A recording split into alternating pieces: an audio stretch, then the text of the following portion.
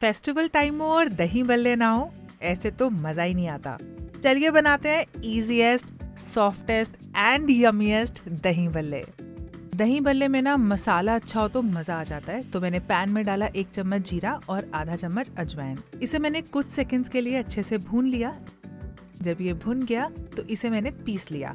साथ में डाली 1/4 चम्मच काली मिर्च, 1 चम्मच कश्मीरी रेड चिली पाउडर, आधा चम्मच चाट मसाला, आधा चम्मच काला नमक और आधा चम्मच सफेद नमक। तो ये बहुत ही बढ़िया दरदरा मैंने कूट लिया और हमारा मसाला हो गया तैयार। फिर मैंने लिए 1 कटोरी सफेद उड़द दाल, जिसे मैंने 4 से 5 घंटे के लिए ना भिगो लिया था। ये दाल बहुत अच्छे से फूल गई है। अब इस दाल का सारा पानी निकाल के ना मैंने इसे मिक्सी में डाल दिया और साथ में डाल दिया 1 इंच अदरक का टुकड़ा। तो इसे पीसने के लिए बहुत ही कम पानी लगता है। तो अंदाजन मैंने इसमें 4 से 5 चम्मच पानी डाला, इसे पीस लिया और ये देखिए इस थिकनेस का हमें ये बैटर चाहिए। इस बैटर को मैंने बोल में ट्रांसफर किया और इसमें डाला आधा चम्मच नमक और आधा चम्मच जीरा। अब आता है सबसे इम्पोर्टेंट पार्ट, जिससे हमारे भल्ले बहुत सॉफ्ट बनेंगे, और वो है इसे फेंटना। तो हमें ना इसे 5 से 7 मिनट के लिए बहुत ही बढ़िया तरीके से फेंटना है। फेंटते हुए ध्यान रखें कि आप एक ही डायरेक्शन में फेंटें।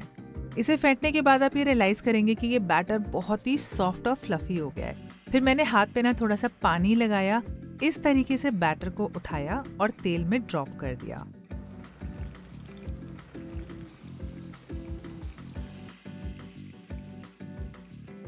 बहुत ही हल्के हाथ से मैंने इसे पलट दिया। उलट पलट कर बहुत बढ़िया से मैंने इसे सेक लिया।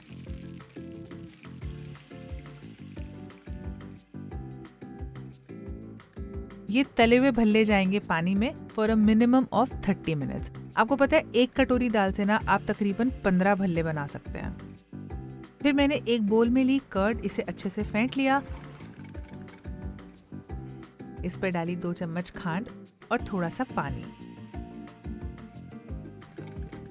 तो ये हमारी दही भी हो गई तैयार। जिस बोल में मैंने भल्ले सर्व करने थे उसमें मैंने नीचे लगाई एक दही की लेयर, और ये भल्ले भी हमारे पानी में अच्छे से सोक होके सॉफ्ट हो गए हैं। इसमें से मैंने बहुत ही हल्के हाथ से ना पानी स्क्वीज कर दिया।